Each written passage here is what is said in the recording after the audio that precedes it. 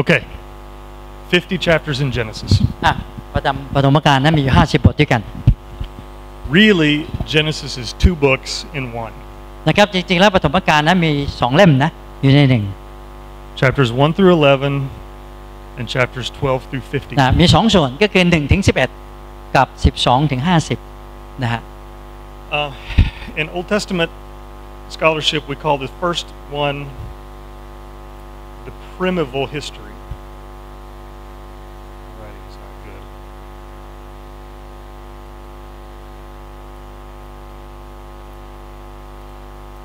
นะใน1ถึง11เนี่ย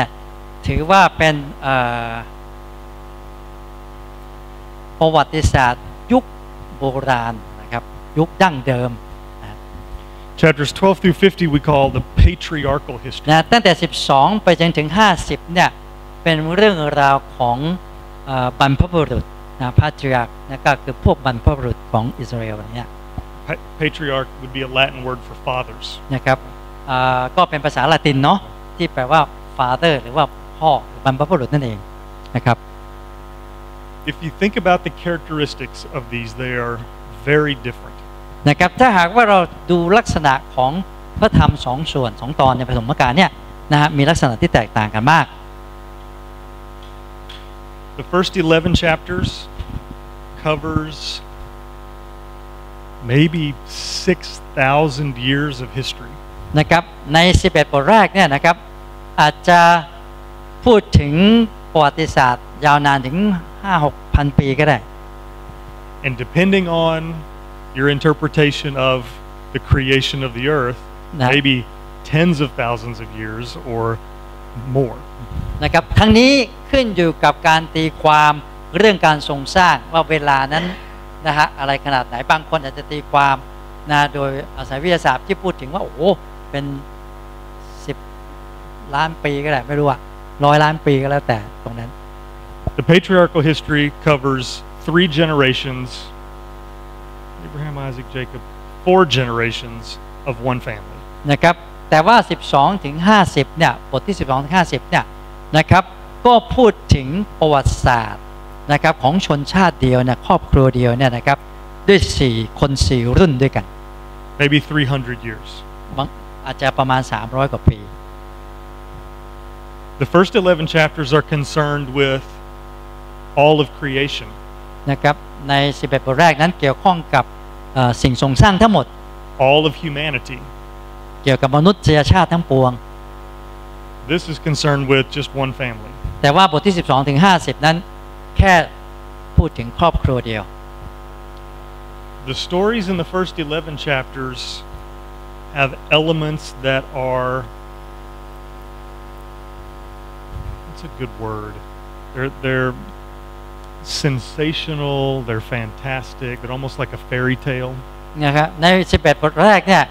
ดูเหมือนว่าเรื่องราวที่เล่าออกมาเนี่ยมันเร้าใจนะฮะมันอาจจะดูเหมือนเป็นเรื่องนิยายมันเหลือเชื่อที่อยู่ในนั้นตื่นเต้นอยู่ในนั้น The second section is very historical นะครับแต่บท12มันต้นไปถึง50เนี่ยมันเป็นเรื่องราวประวัติศาสตร์จริงๆที่เกิดขึ้นจริง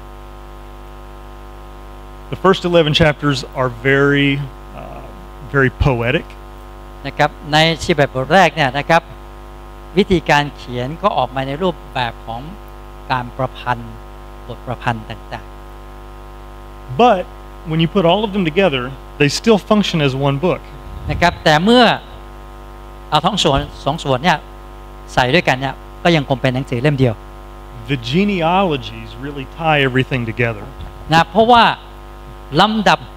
นะบุคคลนะรายชื่อทั้งหลายแหล่เนี่ยนะครับก็เป็นตัวสารทุกอย่างเข้าด้วยกัน Which is part of Genesis we usually skip. นะบางทีนะครับเวลาอ่านพระคัมภีร์ไปพอเจอรายชื่อคนนั้นลูกคนนี้คนนั้นกันเนี่ยนะฮะทำให้เราข้ามมันไม่อ่าน But they are important. แต่ว่าจริงๆมีความสำคัญมาก Each one is divided by 3 major themes or 3 major elements of the story. นะครับทั้ง2 ส่วนเนี่ยนะครับก็อาจจะแบ่งนะครับออกมาเป็น3 ส่วนด้วยกันย่อยๆนะครับในแต่ละส่วนเนี่ยนะครับในบท1 ถึง 11แล้วก็12 ถึง 50มีลักษณะดังนี้นะ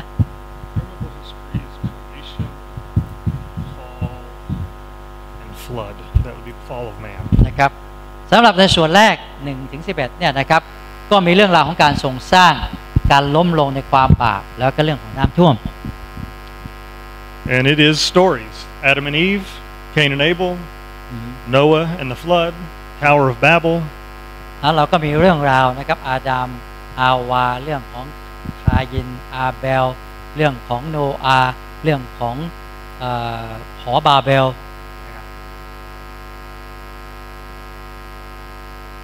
Patriarchal history is really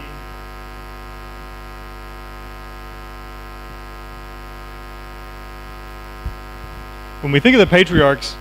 in the Old Testament, the formula is usually given that the Lord is the God of Abraham, Isaac, and Jacob. นะครับถ้าเราพูดถึงในส่วนที่เกี่ยวข้องกับบรรพบุรุษแล้วก็เราจะเห็นรูปแบบที่พระเจ้าตรัสอยู่กับเขาว่าพระเจ้าเป็นพระเจ้าของอับราฮัมอิซัคและก็ยาโคบอันนี้เป็นข้อคำที่พูดอยู่เสมอแบ่งออกเป็น3ส่วนเหมือนกันคือเรื่องราวของอับราฮัมเสร็จแล้วก็ไอแซคกับยาโคบนะฮะอิซัคกับยาโคบนะครับแล้วสุดท้ายก็คือเรื่องของโยเซฟ In Genesis outline, Isaac plays a very small role. นะครับสำหรับในหนังสือปฐมกาลแล้วก็อิซัคเนี่ยนะครับมีบทบาทนิดเดียวเอง And so really the three major narratives are Abraham and then the sons of Isaac, which is Jacob and Esau, and then the sons of Jacob, of whom the major player in Genesis is Joseph. นะครับจริงๆแล้วนะครับเป็นเรื่องราวของอับราฮัมซึ่งเป็นตัวพ่อเสร็จแล้วก็ลูกของอับราฮัมอิซัคก็นิดเดียวเองแต่ว่าลูกของอิซัคก็คือยาโคบใช่ไหมก็เอซาวแต่ยาโคบเนี่ยเล่นบทหนักเยอะกว่าเสร็จแล้วก็มาถึงลูกของยาโคบก็คือโยเซฟ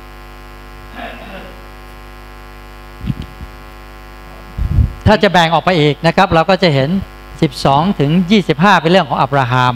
นะครับ26 ถึง 36เป็นเรื่องของไอซัคยาโคบจริงๆบทเด่นก็คือยาโคบแล้ว37 ถึง 50คือเรื่องของโยเซฟนะครับ In Old Testament studies we call these the cycles. There's the Abraham cycle, the Jacob cycle, and the Joseph cycle. นะครับก็จะเห็นถึงนะฮะว่าวงจรนะของอับรามนะครับบทที่12 ถึง 25แล้วก็ยาโคบ26 ถึง 36โยเซฟ37 ถึง 50 And Isaac usually just plays a small role and a little in the Abraham story, a little in the Jacob story. นะครับเรื่องของอิซัคเนี่ยนะครับก็มีนิดๆหน่อยๆในส่วนของอับราฮัมนะฮะตอนปลายๆแล้วเสร็จก็ตอนต้นๆนะฮะก่อนที่จะถึงเรื่องของยาโคบ This is just the structure of the book. นะนี่เป็นเพียงแต่โครงสร้างนะของหนังสือปฐมกาลที่ชี้ให้เห็น Let's start with primitive history 1 through 11. เรามาดูเรื่องราวนะฮะโบราณกาลซะก่อนนะฮะดั้งเดิมนะสมัยยุคแรกเลย If you think about it, from Genesis 12 to the end of the Old Testament is primarily concerned with Israel. นะครับถ้าหากว่าเราคิดดีๆแล้วก็ระลึกถึงพระคัมภีร์เดิมจริงๆแล้วก็ตั้งแต่ปฐมกาลบทที่12เนี่ยนะจนจบพระคัมภีร์เดิมก็คือเรื่องราวของชนชาติอิสราเอล So these 11 chapters are very unique for the rest of the Old Testament. เพราะฉะนั้น11บทแรกของปฐมกาลจึงเป็นอะไรที่เป็นเอกลักษณ์พิเศษมากเลยสำหรับหนังสือพระคัมภีร์เดิม Their purpose is to establish a worldview on which the rest of the Bible will rest. นะครับใน11บทแรกเนี่ยเป็นบทที่กำลังจะให้เราเท่านั้นมีทัศนคตินะที่เป็นพื้นฐานที่เราจะมองดูสิ่งต่างๆตลอดยุคสมัย Very interesting point is that many of the other peoples living in the ancient Near East at this time had similar stories. นะสิ่งที่น่าสนใจก็คือว่าในยุคสมัยที่เขียนพระคัมภีร์เนี่ยนะแม้แต่โลกข้างนอกพระคัมภีร์เนี่ย ก็มีเรื่องราวที่เล่าในลักษณะที่คล้ายคลึงกันมากเลยกับที่ปรากฏในพระคัมภีร์เดิม And I think that peoples in the Far East also had similar stories. แน่นอนในตะวันออกไกลนะครับก็จะมีเรื่องราวแบบนี้ลักษณะเนี้ยใกล้เคียงกัน How did creation come to be? นะฮะเรื่องราวอันแรกก็คือว่านะฮะกำเนิดโลกเนี่ยมันเป็นมาอย่างไง What is mankind's place in the world? นะฮะแล้วมนุษย์เนี่ยนะฮะมีบทบาทอะไรเกิดมาในโลกนั้นมันอยู่ในตำแหน่งไหนของโลกกันแน่ในฐานะอะไร There are multiple flood stories from different parts of the world. นะแล้วจริงๆเรื่องราวของการน้ำท่วมโลกเนี่ยนะมีมากมายหลายแห่งหลายเชื้อชาติที่เขียนเรื่องนี้ And we know the Babylonian stories.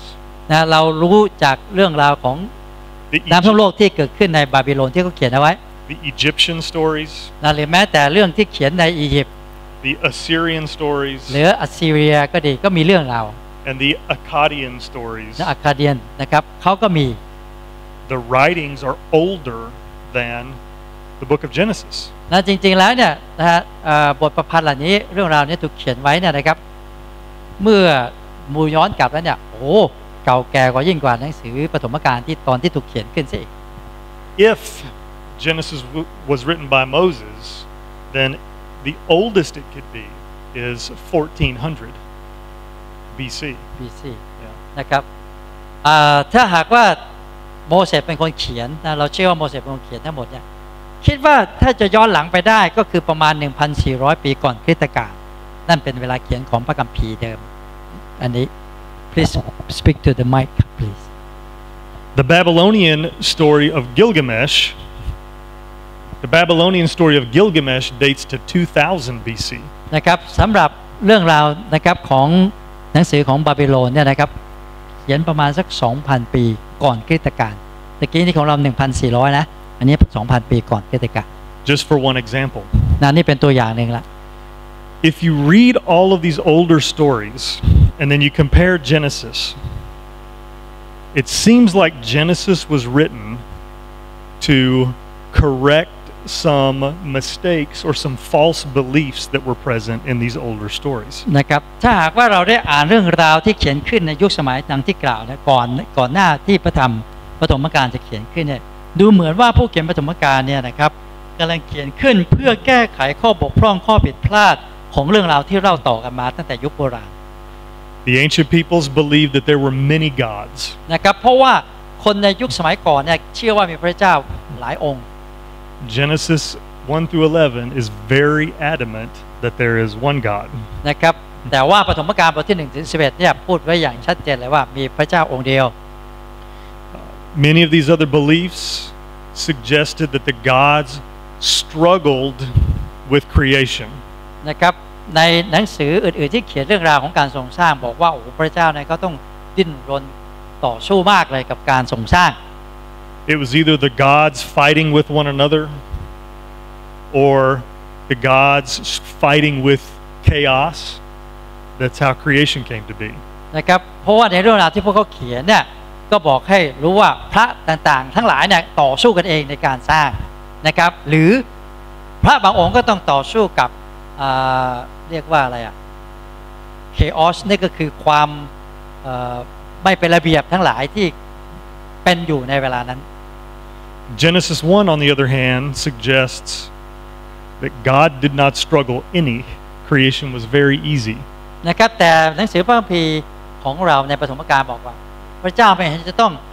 ดิ้นรนต่อสู้กระเสือกกระสนยากลำบากเลยกันในการสร้างง่ายนิดเดียว Many of these systems of belief held that humankind existed to be slaves to the gods. นะครับสำหรับนะครับเรื่องราวการเขียนของวัฒนธรรมอื่นๆนะครับบอกว่ามนุษย์ถูกสร้างมาเพื่อที่จะมาเป็นทาสของพระของเขา You look at many religions even today, there's still a similar idea. นะครับถ้าหากว่าเรามองดูศาสนาหลายศาสนาในโลกปัจจุบันนี้ก็มีความคิดที่คล้ายคลึงกันคือประชาชนหรือผู้เชื่อก็เป็นทาสของพระของเขา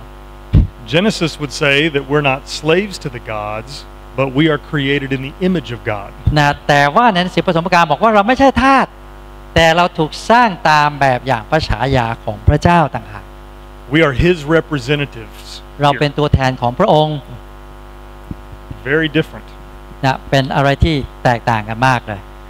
Many of these other stories believe the flood was a product of the gods' foolish behavior. นะครับในหลายๆบทประพันธ์เรื่องเล่าที่ในศาสนาอื่นในวัฒนธรรมอื่นเนี่ยบอกว่าการเกิดน้ำท่วมขึ้นเนี่ยมันเกิดขึ้นจากความงี่เง่าของพระต่างๆ In one story, the gods were very annoyed that people were so loud. นะฮะในเรื่องหนึ่งที่เล่าว่านะฮะพระเนี่ยโอ้โหรู้สึกว่ารำคาญมากเลยกับประชากรทั้งหลายทำเสียงส่งเสียงดังเอะอะโวยวายจัง Almost like you might be with your children. นะฮะเหมือนกับที่เรากับ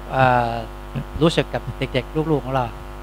But if you get annoyed with your children, you usually don't kill them. นะฮะแต่ว่า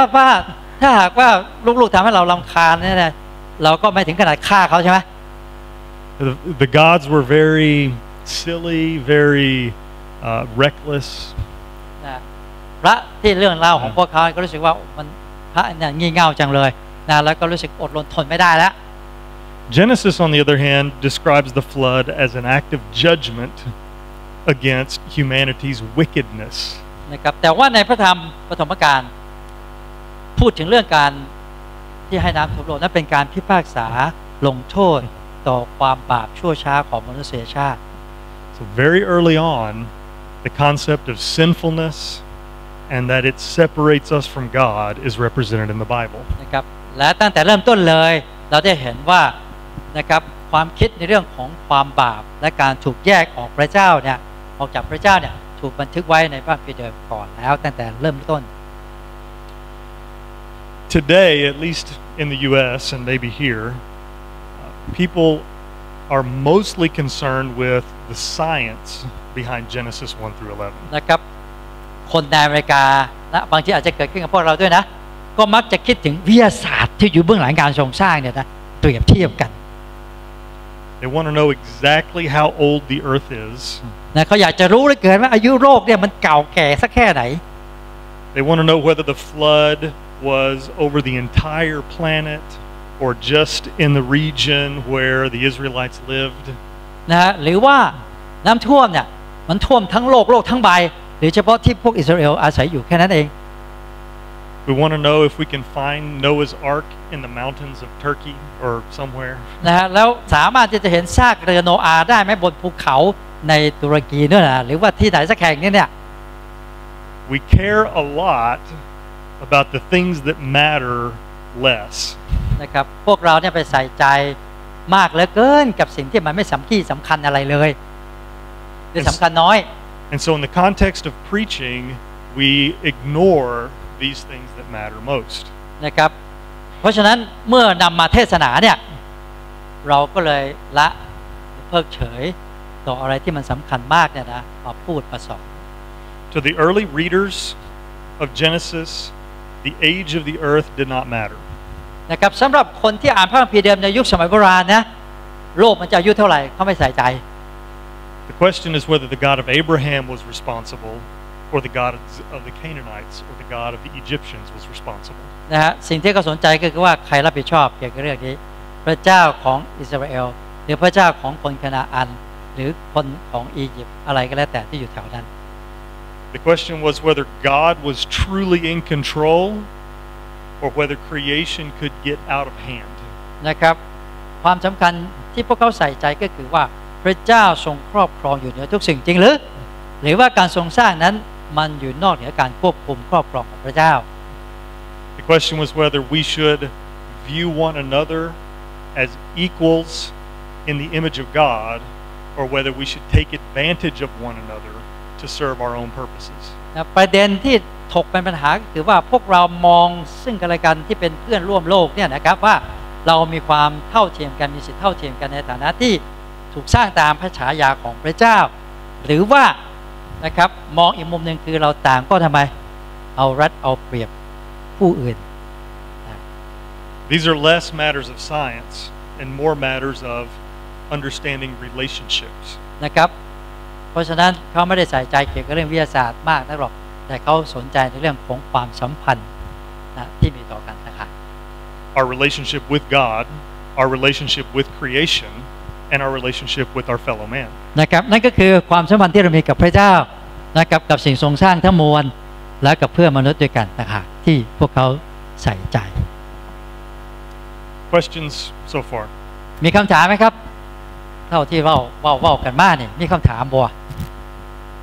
ต่อไปผมสิเปลี่ยนเป็นภาษาลาวเลยเด้อ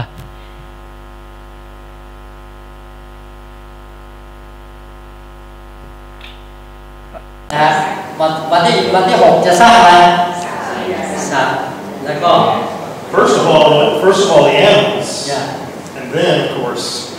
mankind. It's designed to be very orderly.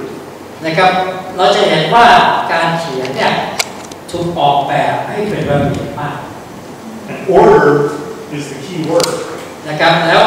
กุญแจสำคัญที่จะเข้าใจก็คือระเบียบนะครับฟังกัน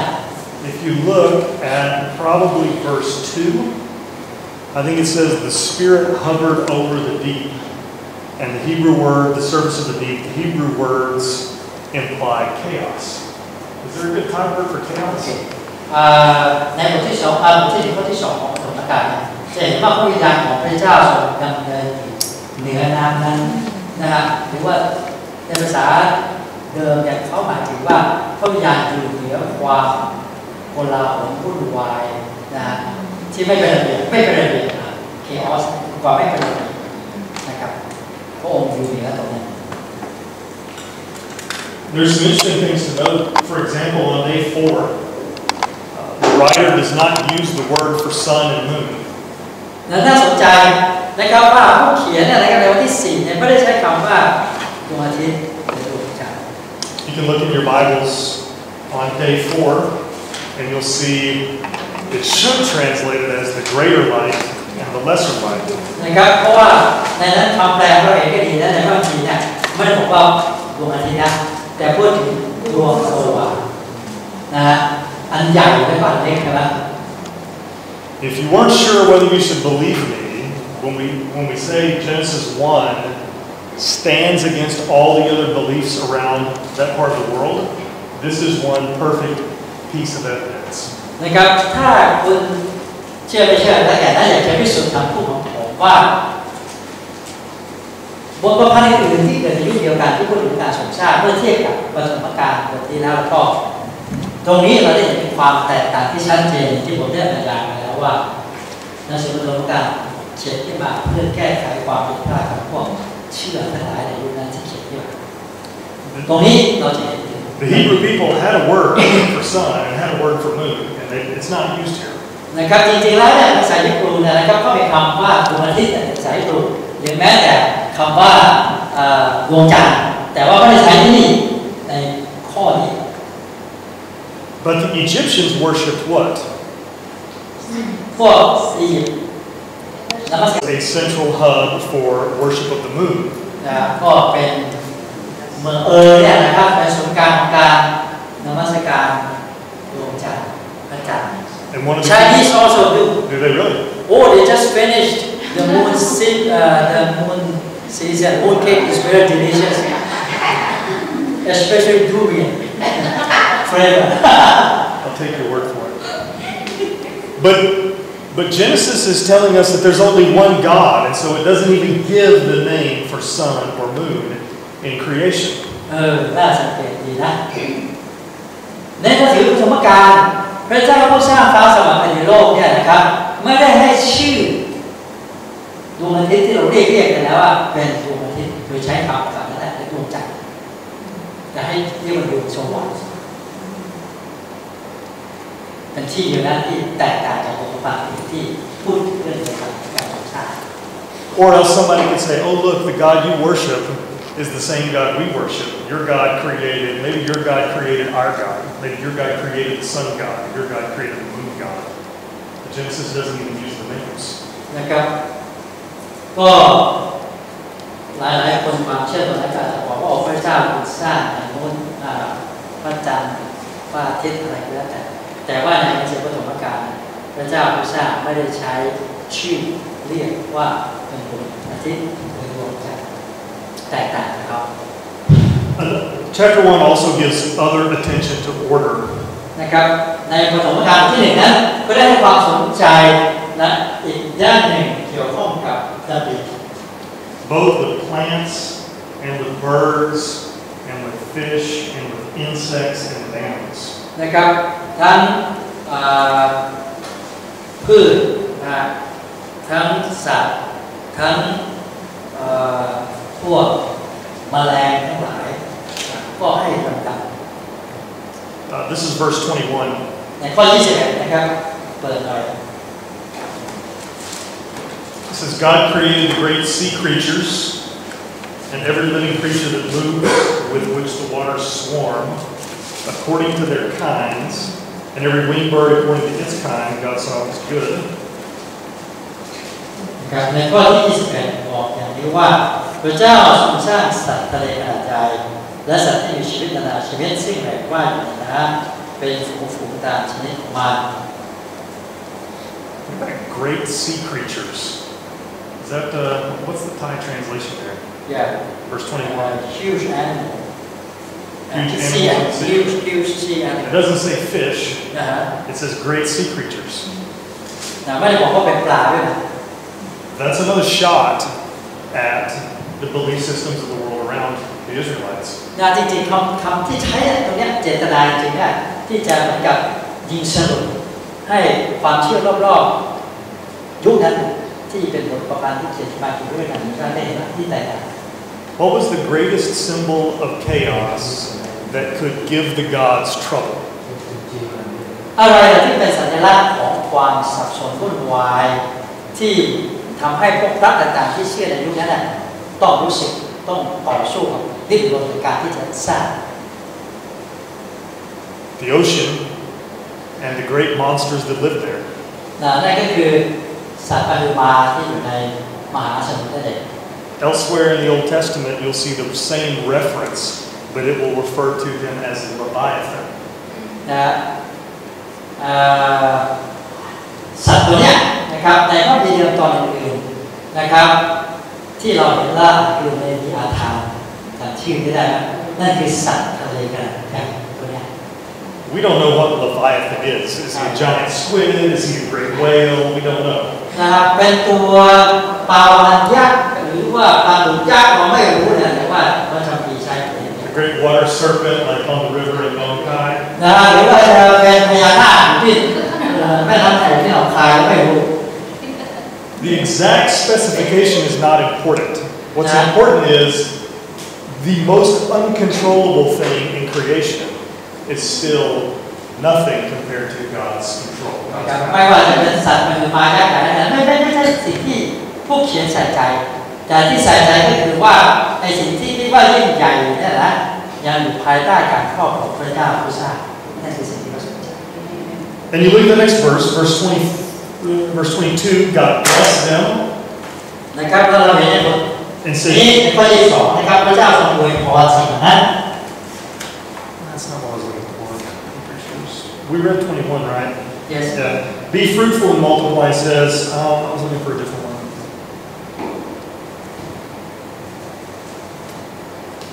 Well, it says be fruitful and multiply. นะครับในข้อต่อไปพูดถึงการที่พวกเหล่านี้จะต้องนะครับ If you look at the end of verse 12, เพิ่มจำนวนชีวิตมากขึ้นเกิดผลมากขึ้น the end of verse 12 when it's talking about plants. นะครับในตอนปลายข้อที่12ที่พูดถึง It says they all bear fruit in which is their seed, each according to its kind. ซึ่งจะเกิดผลนะครับมีเมล็ดผลตามชนิดของมันบนแผ่นดิน That phrase that's translated here, each according to its kind. นะครับคำพูดที่ใช้บอกว่าตามชนิดของมันและผลตามชนิดของมัน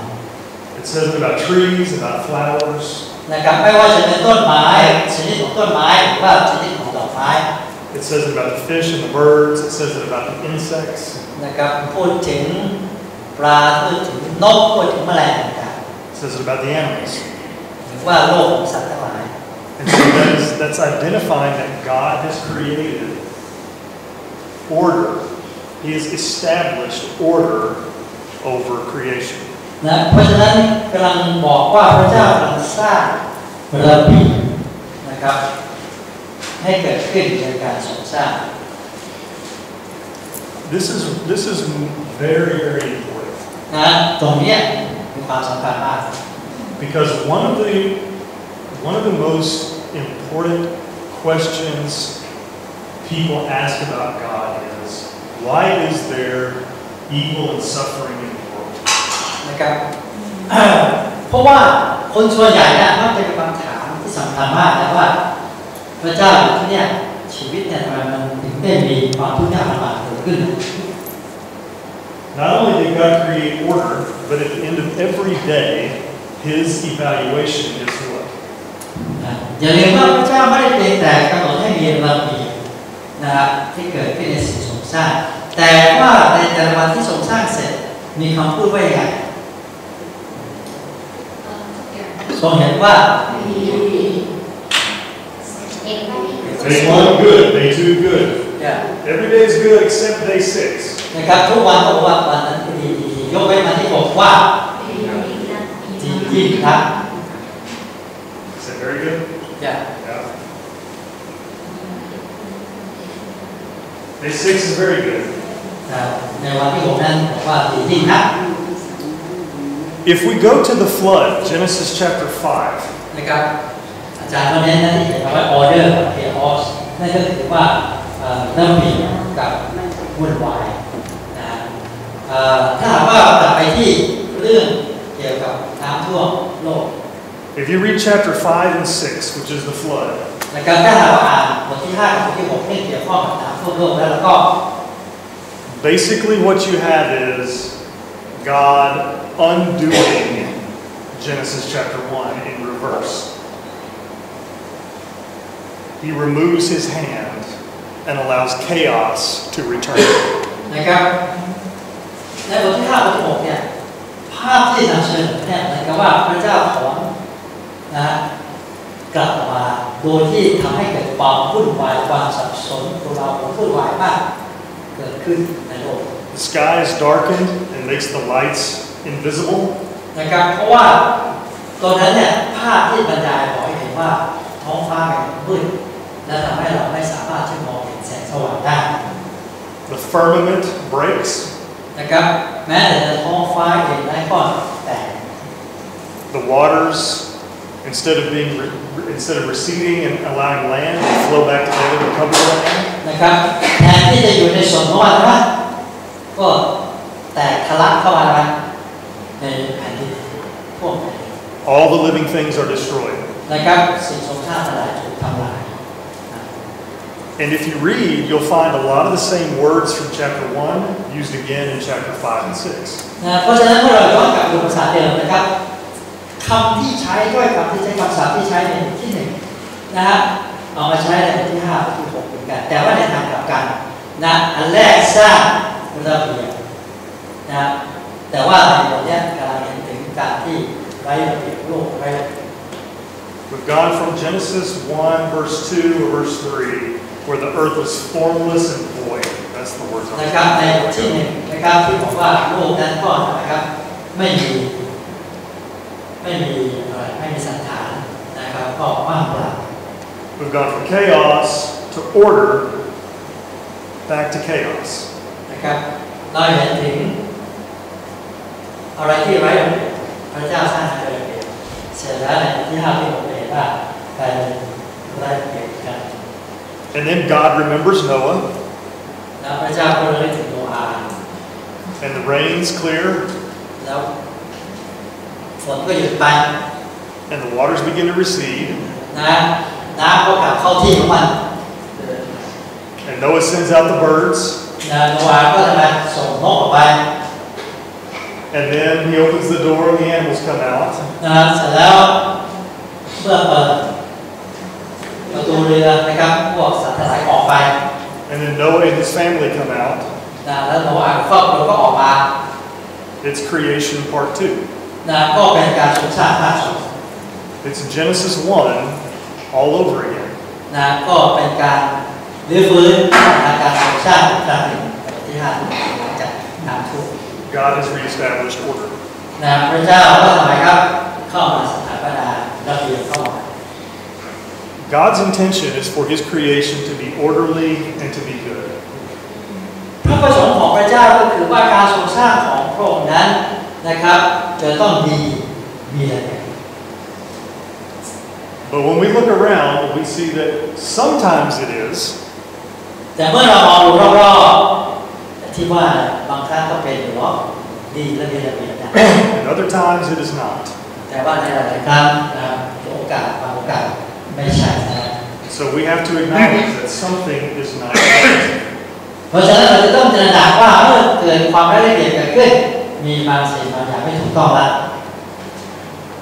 And for that issue, we have to turn to theme number 2. เพราะฉะนั้นเราจะต้องกลับไปที่หัวข้อที่สองนะครับ Man is the image of God. นั่นคือนะครับมนุษย์นั้นนะครับเป็นฉายาพระเจ้า You want to take a break here, or do you want to do image of God and then break? Okay, we still have 2 minutes. 3 o'clock we break. I know. Break. จะเบรกก่อนใช่ไหมครับ Yes. Okay, yes. Let's stop here. We'll do the last 2, and we'll look at Abraham in the next session. Okay. เราพักก่อนในการสักครึ่งชั่วโมง คลิปวิดีโอยังไม่จบ กดติดตามตอนต่อไปนะครับ